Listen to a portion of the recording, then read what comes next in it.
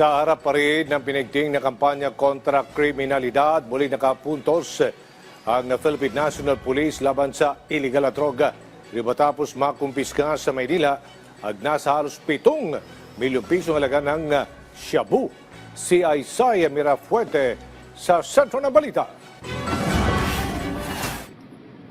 Nagtakbuhan ang mga operatiba ng Manila Police District sa kahabaan ng Sebad Santos sa Tondo, Maynila.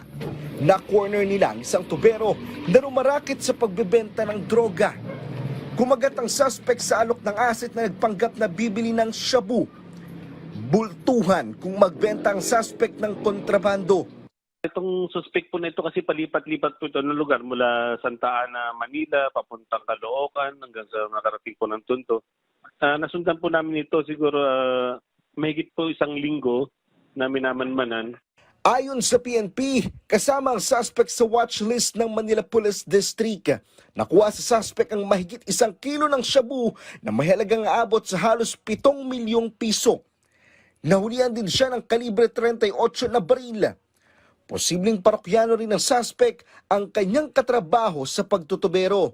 Pero hindi rin inaalis ang posibilidad na hawak ang suspect ng isang malaking sindikato dahil sa dami ng droga na nasa kote sa kanya.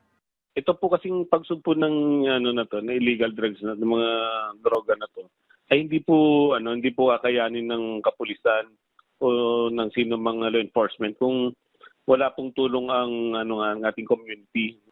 Number 1 po diyan talagang makakatulong sa atin para masugpo po itong problema po nito sa illegal na droga. Maharap ang suspect sa kasong paglabag sa Comprehensive Dangerous Drugs Act of 2002 at illegal possession of firearms.